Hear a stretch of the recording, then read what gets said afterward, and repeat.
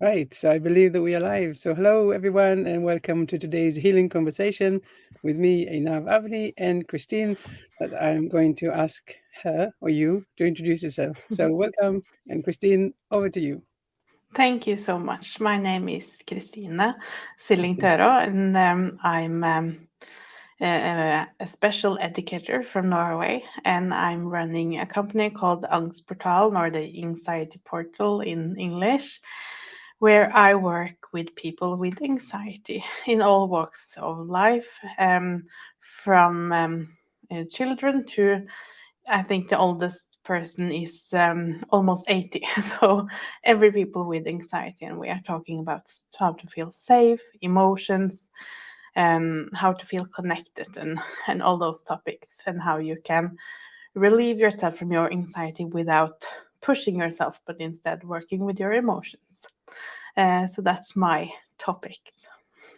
And a very one that is really needed these days, right? I mean, um, I think anxiety has been around for a long time, obviously, but I guess most recently with all this COVID and stuff, people are more feeling things that they maybe haven't felt before. Yeah, absolutely. And in the situation in Ukraine, people also are feeling a lot of feelings, which is it's hard, and maybe also childhood trauma will be triggered by the general feeling of being unsafe. So it's, I think, a topic that everybody is having some sort of a connection to. Absolutely. And I definitely feel that ever since the news about the Ukraine, I'm like, I feel really unsettled. And it's like, Yeah, wow, it's really, really impacting me, of course, and everyone really that I'm speaking with. yeah, And so, but just to stare us a little bit, today we want to spend more time speaking. I guess anxiety might be a result of that, but we want to talk more about the inner child and what it's all yeah. about, and how do we know we have one, or if we forgot that we had one. So over to you. What is it, the inner child? What do we know about it? And inner child is a process where we get to know our inner trauma. So, in my opinion, we all have experienced some sort of trauma.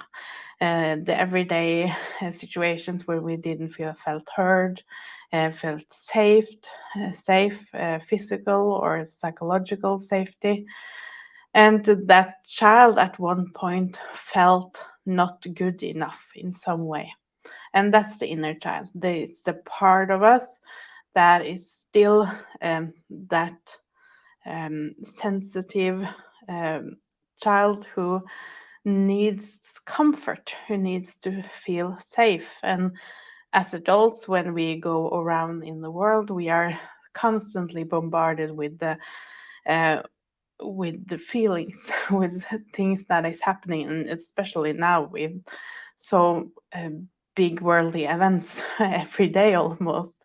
Mm. That inner part of us feels unsafe. Um, and I also feel like in our society at large, what's for the most part not being recognized is the emotional side of us. And as children, we are, most of us, it's been a little bit better the last couple of years, but for the most part, the people who are grown today, we had a childhood where emotions wasn't that big of a deal. You were supposed to be seen and not heard, and not to have opinions, not talk back. All those topics that makes us have an like our emotions is our enemy. So our inner child is not safe. And when we meet our anxiety, it's often helpful for people to think about that it's your inner child that needs safety. And some people, if you have children yourself, to look at your inner child as your own child, it's often easier to recognize that it's that sensitive part of you needing some guidance, needing you to just be there, to just show up to yourself. So you can say it's a method for meeting your own emotions. That is fascinating. And so what I'm hearing is that we all have an inner child, and we all we might not necessarily be in contact with it, but when we recognize that we have some emotions or some anxiety or stress, or maybe emotion that we can't really explain, or I don't want to say control, but I guess understand is probably a better word. That a good thing to do is to start thinking about this connection with the inner child, and in what ways has it not been allowed some, the freedom of speech in some ways. Yeah.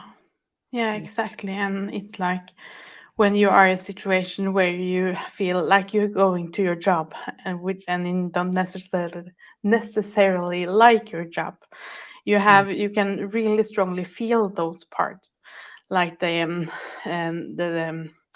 adult part, which tells you to you have to do things you don't like to do, you have to do this. And you also will feel that sensitive part of you, like not wanting to do it. And we are all grown up to only listen to the part that tells you to do stuff, that you should do this and that. But inner child work is about also taking care of that other part, which is also very valid, and asking yourself, why doesn't I want to? What is this inner voice telling me to do something else, or something in that situation doesn't feel safe to me?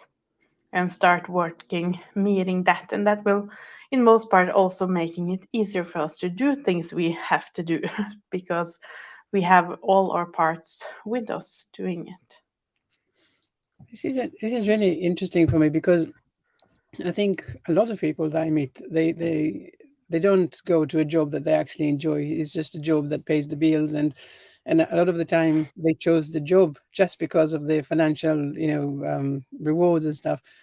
But what you're saying is to say, actually, let's pause for a second and recognize, what is it? What are the reasons that says, actually, I don't want to go to this job? And excuse me, but how do people going how are they going to make the connection between, I don't want to go to work, which is a, very frequent Monday morning kind of feeling, versus I'm recognizing that there is something that doesn't feel safe for me? How are we making this connection? Like you said, pause for a second and to feel and ask yourself, why doesn't I want to? Is Mm, it because I'm tired or I haven't had enough to sleep, or is something like that? Or is it a deeper emotional situation where I don't feel safe? There's a relationship at work or some people that are not treating you right. How do you feel doing the things you usually do? If you're talking to people, how does that those people make me feel? And recognize that feeling part of it. mm, um, so could it be, and me talking about people with anxiety, oftentimes it's not you have to quit your job. That's a bit much for most people. But mm, how can I make the work environment work for me? How can I ask my manager or other people, how can I, how do you say it in English, like manage parts of my work? Like some people might ask, could I have an office?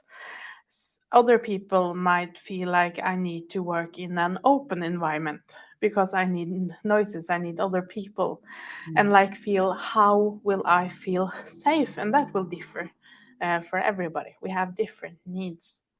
And of course, for some people, it's more serious, like I have to quit my job or I have to be somewhere else. But I think for most of people, it's like recognizing that we have some sort of power in the situation we're in. And by listening to our inner voice, it's so much easier to find what I need is, and maybe that's what inner child work is about, like your needs and how to meet them. to me, this is fascinating, and I'm thinking back to some instances with my own client, when they say something like, a lot of the time there's some triggers, or discomfort with the manager or peers, or there's usually someone in the office that makes you feel really uncomfortable, like you maybe maybe even feeling like they don't like you, and bringing it very personal. What would you say about that? Because I mean, I'm guessing that there is, what you're saying is that there is a connection with our childhood, where maybe this person at work reminds us of someone in our childhood. So Yeah. it's so interesting to surface this idea that actually maybe it's not that you're making it up, that this person, there's some triggers, but actually that the source of all of that starts from, a lot earlier on. So what can be something that we say to someone like this? You're going to walk, there is someone that triggers you, and you recognize that maybe it's coming from feeling unsafe. What how how are we going to help this person to move forward? Yeah, and I think it's about asking yourself why. Why am I reacting the way I am reacting? What in that other person is triggering something in me? Because nobody can make you feel anything. The emotions are from in you. So what is Mm, triggering you? And of course, some people are not nice people, and might want to seek you out for some reason. But still, then it's about you and how I connect to my own reactions. mhm, So, what does this make me think of? So if a person look at you a certain way, or says a word, a sentence, or has a tone of voice that triggers something, and by triggering I mean you feel uncomfortable, you feel scared, you feel anxious, what does that remind you of? Have you had that emotion before? Is there any for some people it's a certain type of personality that can trigger you. So try and think about what other people perhaps in your childhood also had um, that tone or that yeah, that personality that made you feel like you had to protect yourself. mm, And sometimes we have to escape or to do certain things to make us feel safe, and that could be to create distance. But mhm, most of the time, people are, or most people are not out to get you. And it's more about how can I make myself feel safe, like taking more breaks, or in my breaks, I have to be alone, or I have to listen to my music, or go and sit in my car, or do something that makes me feel safe. But I think the most important thing is ask yourself, why did I react like this? And not try to tell ourselves that I don't have any reason to react, or I have to stop reacting and I have to mm, toughen up, because the reactions are coming because there is a reason for it. mm. And we have to also honor that. And that's our inner child trying to tell you something, just like your own child um, will tug at you and let you know that this doesn't feel safe to me. The interesting thing is really that we're saying we're feeling something, so let's not just dismiss it, or not just say actually everyone feels the same way, and actually Yeah, sit with it and be with it and allow these feelings to say something. Because when you allow yourself to go backwards into your previous patterns in lives, you are able to recognize that actually, yes, something like that has happened before, and actually maybe this is a chance to maybe fix it or correct it, or I don't know, maybe give it a different um voice than the one that we had when we were children and we didn't know better. yeah, exactly. And I Yeah. think to think about ourselves as those children, it makes all the difference. Myself, I have a daughter who is 3.5, and she started kindergarten like 2 years ago. And I observed how she was reacting to that unsafe environment. Because as an adult, you know that kindergarten is safe, but Mm, as a child, you don't know that. And those two perspectives are important. And as adults, or even as older children, like you start school, university, new jobs, it's a lot of unsafe environment. Not because they are objectively unsafe, but Mm. you don't know anybody, and so you feel unsafe. Yeah. And to really know that that perspective is just as important as the intellectual part of you. Yeah. And when we say the inner child, what ages are we referring to? I mean, at what point are you no longer considered, that part of the inner child? For most people, you will see emotional trauma before the age of 7. Mm. And for the younger children, our brains are not developed to regulate our emotions. So trauma at that age will be feel like more chaotic, or will feel um, more unsafe, and it's harder to know the situation. So that happened, and where you were and what you were wearing, it will just be an emotion. Mm. But usually up to 7, we will think about. But of course, that inner child can experience trauma all our life.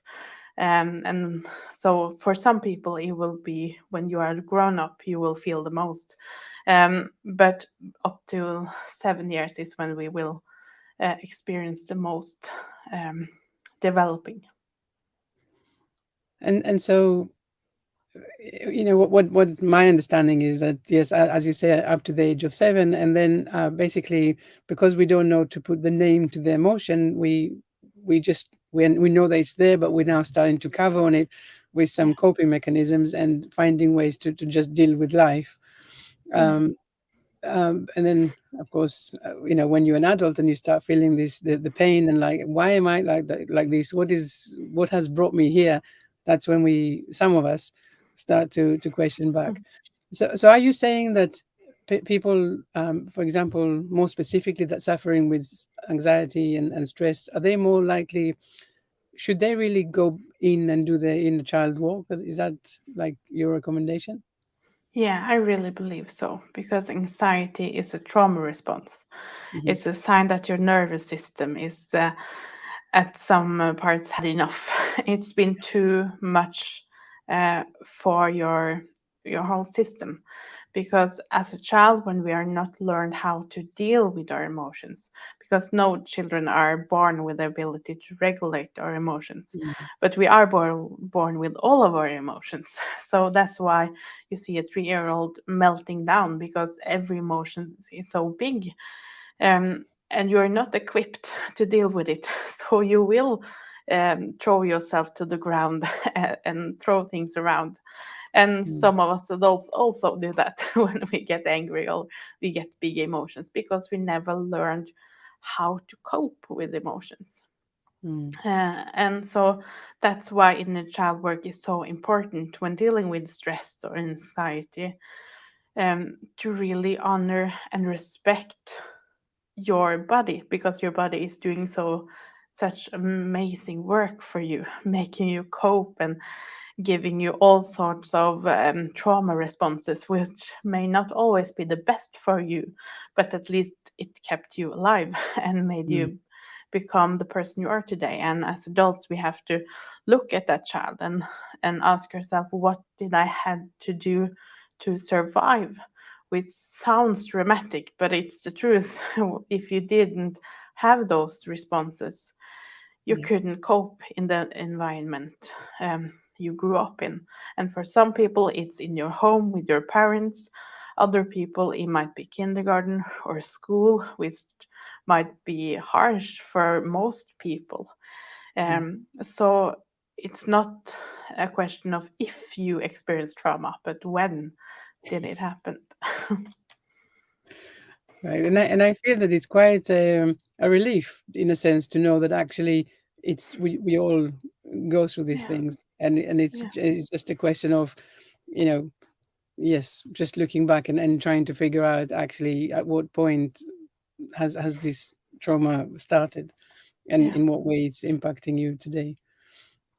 So what would you say, so people listening and thinking back to their own lives, what are some of the things that they should be doing? I mean, we said the title of the talk is How to Heal Your Inner Child in 3 steps.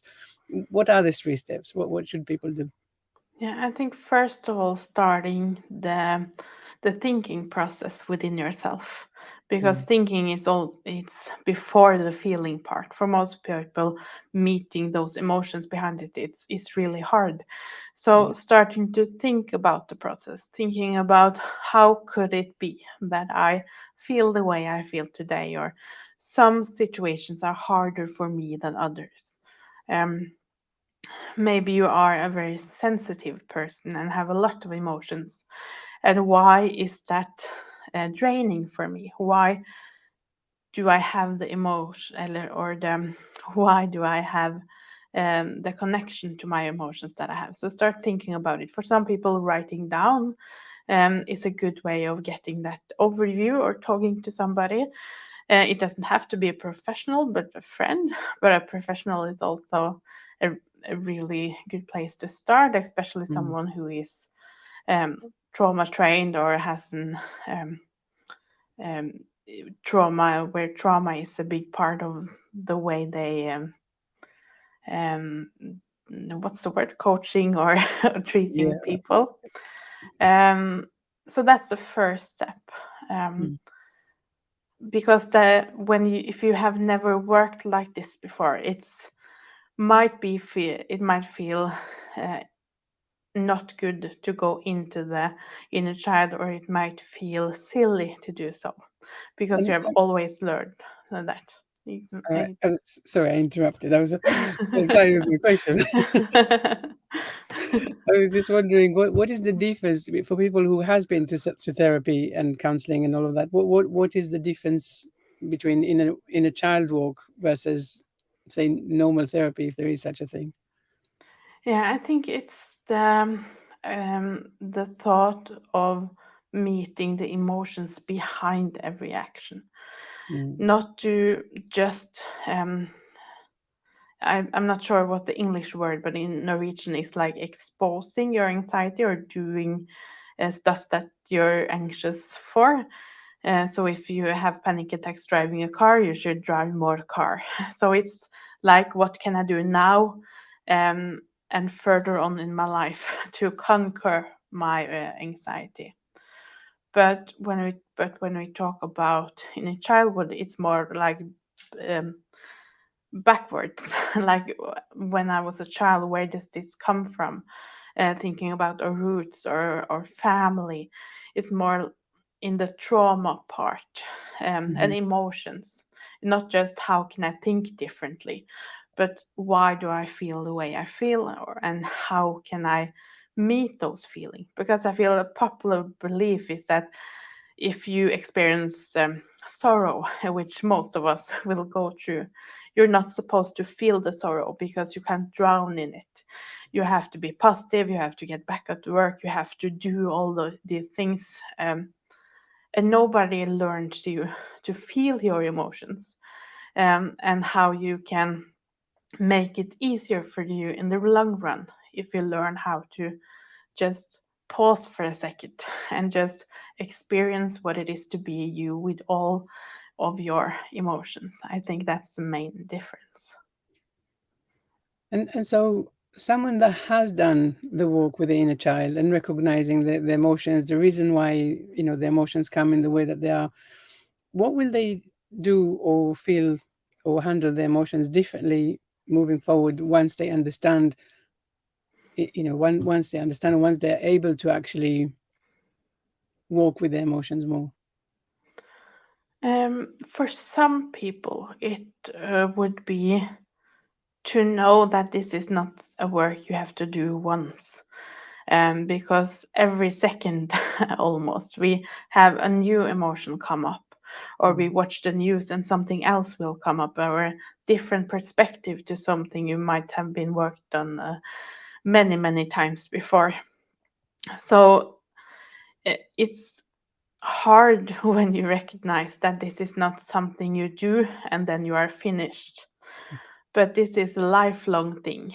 And when you are in your anxiety, or you feel hopeless, or you feel all those hard emotions, it's hard to think about that this will be my life forever. And that's not the case, of course, because after a while it will become a part of you.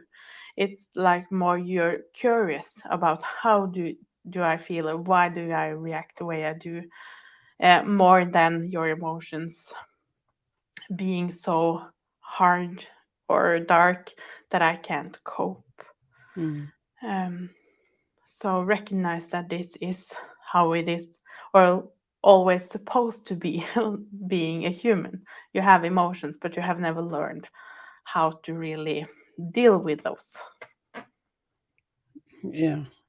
Yeah, and I guess that sometimes we do feel the emotions, but the trauma stays, and I think it's important to also stress maybe that actually trauma is not necessarily abuse or physical abuse or mental or emotional. It's not, it doesn't have to be the extreme that we mostly go to in our minds. It's actually, it can be just this emotional turmoil that we just didn't know how to handle and to how to process. Yeah, and it's exactly that, being in the situation as a child, not knowing how to cope and being left alone with those emotions, which starting kindergarten is something most children do, and just that feeling is traumatizing, Yeah. especially when you don't have anybody to talk to about recognizing that this was hard. Yeah. And so I met a few people, quite a few people that at some point decided not to do emotions. Like I'm guessing they decided that as children, Yeah. as a way of protecting them. And now, of course, in adult life, it's still, well, they're still blocked in that way. What can we say to these people?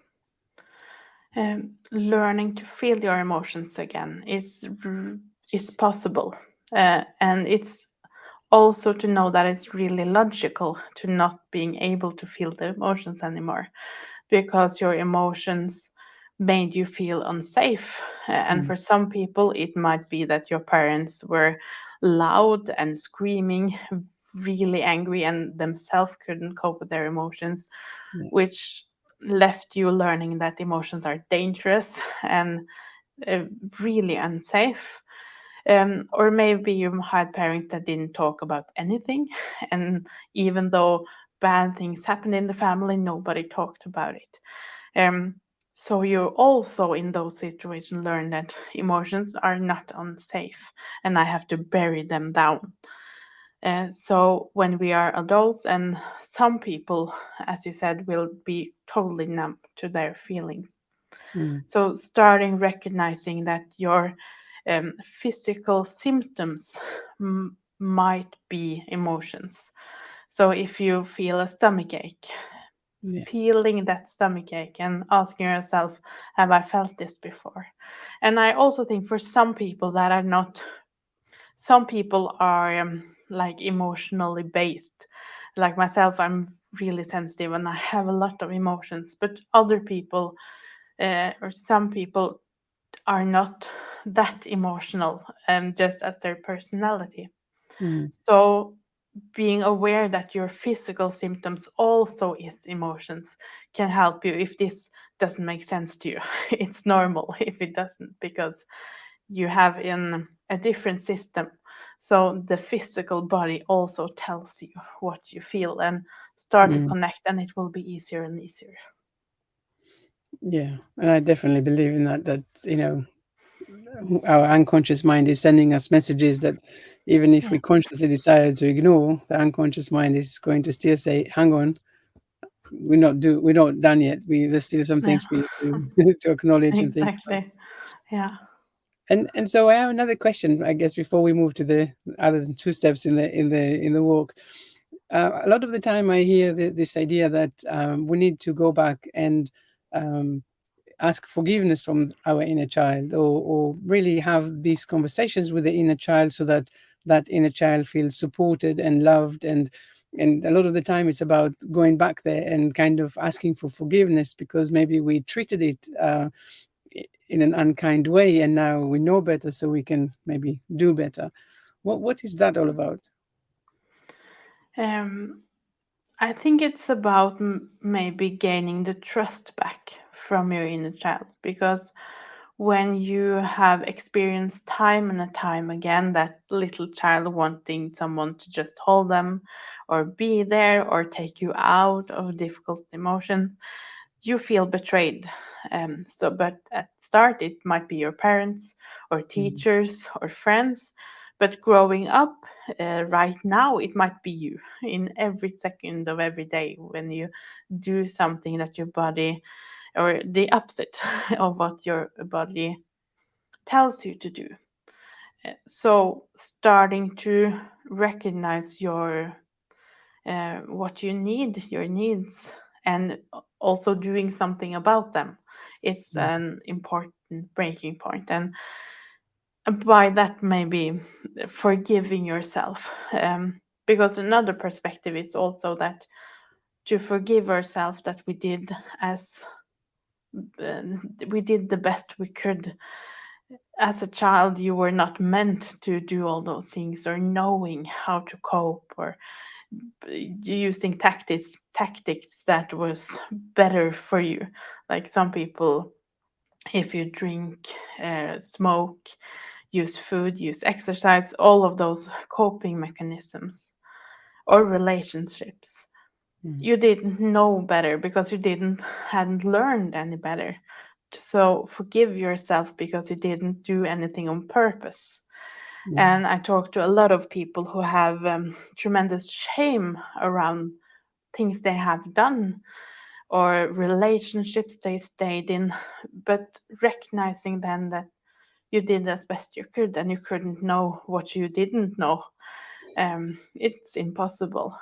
yeah. So, but we can start now to recognize what do I need and do something about it right now.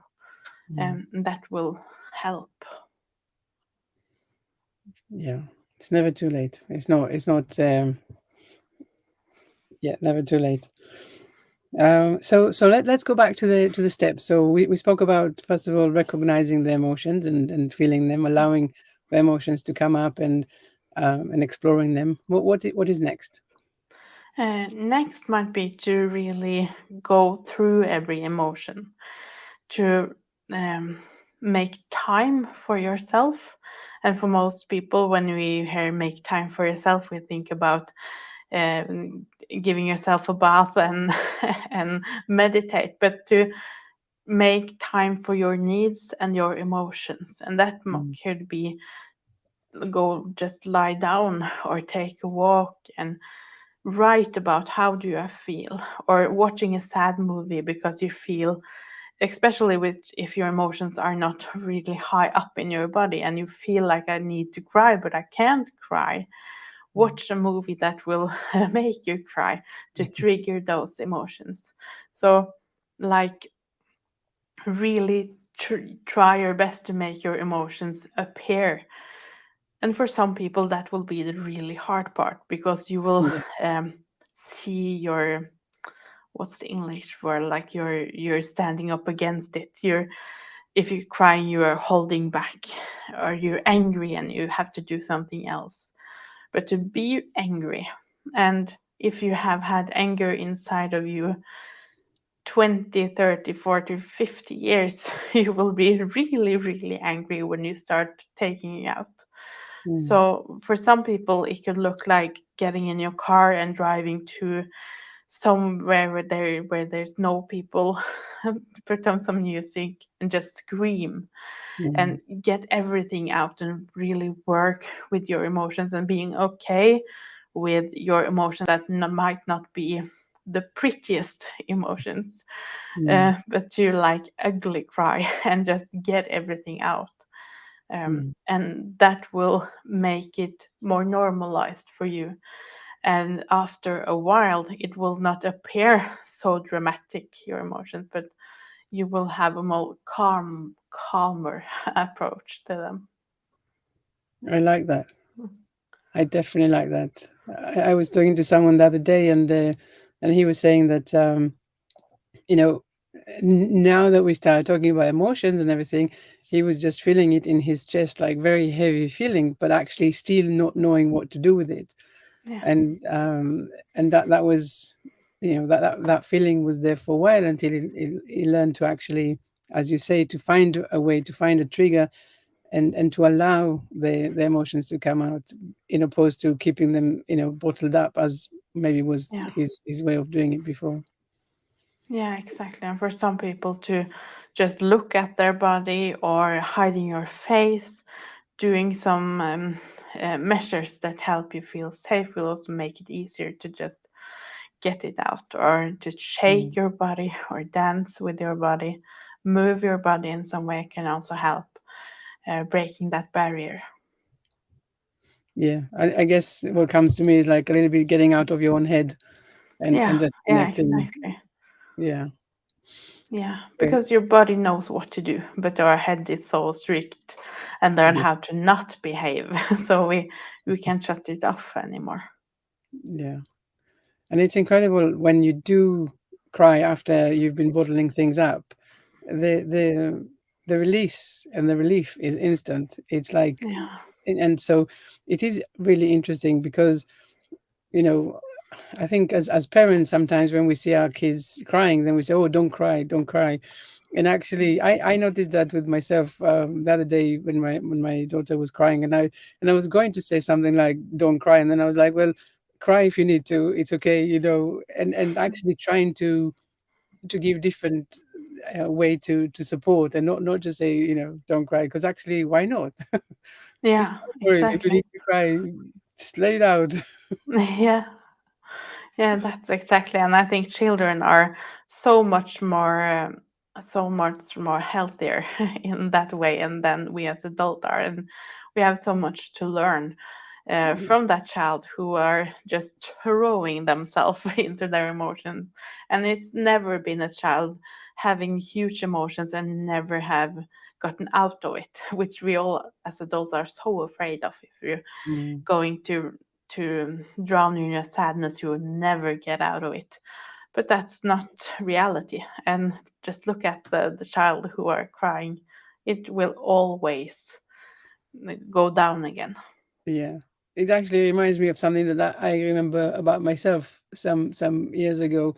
Mainly, particularly, my older brother passed away 11 years ago, and I couldn't express the way that I was feeling, and I was just carrying it around with me. And then at some point, I had a conversation with someone, and they said something like, just let it out. And I was like, I was worried, I was afraid that if I started crying, that I would never finish. Like Yeah. there was so much there, Mhm. and it took a long, long time to actually allow myself to really connect with the feelings and the sorrow and the grief, and to walk through them. But I do Yeah. definitely recognize that feeling that, yes, if I just it was like a dam. If I opened it, it would whoosh. Yeah. Yeah, I know. And that's what we learn. And when you have years of that in your body, it will take time also to cry it out. But we also have to do it because it will be too much for us. Yeah, yeah, I recognize that. And so, do we have another step, or did we cover all of them? I think we have. Yeah. Well, meeting your childhood trauma, connecting the dots. Like Mm, when I feel sad today, what pattern in me is that all about? What happened way back when?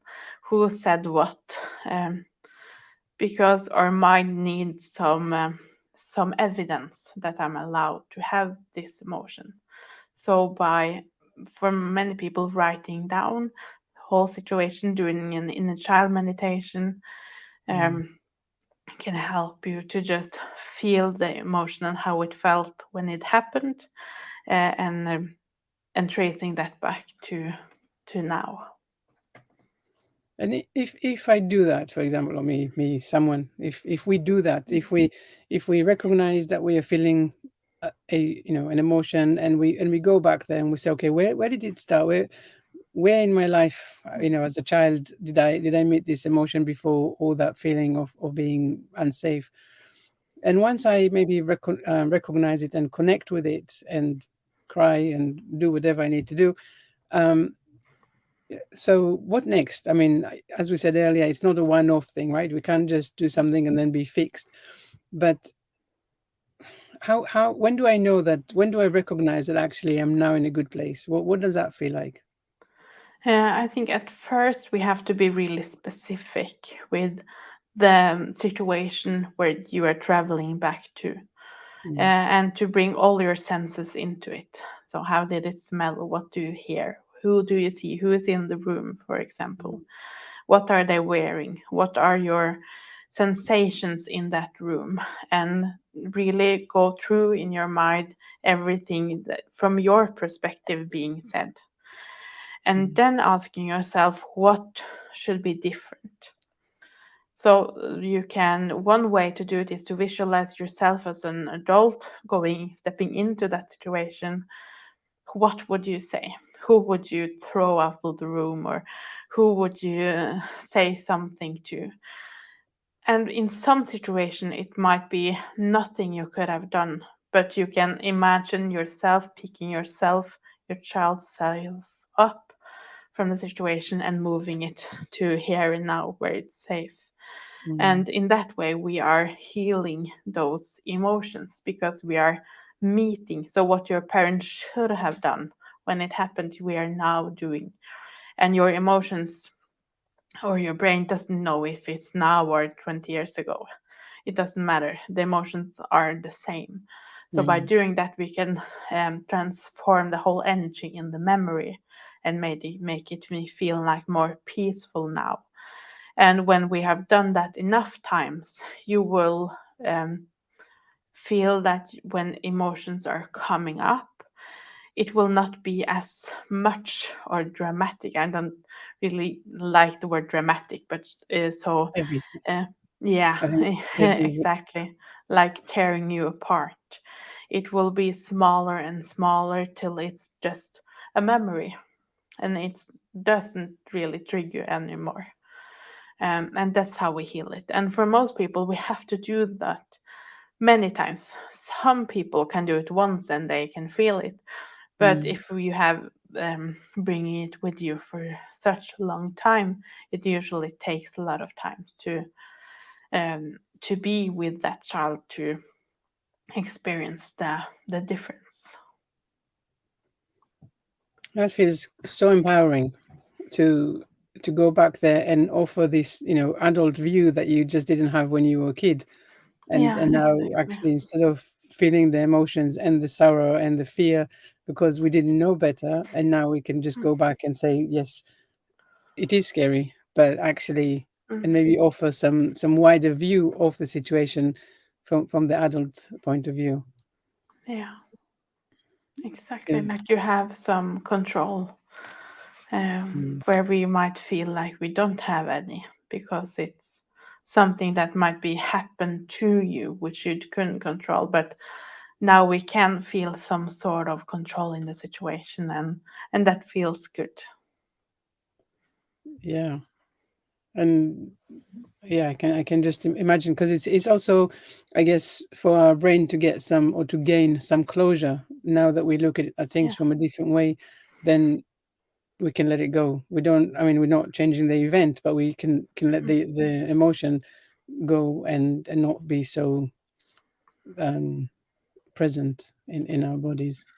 Yeah, exactly. And I really think when we understand why something happened, it's so much easier to wrap our head around it, and Mm, understanding, and therefore it's not as traumatic.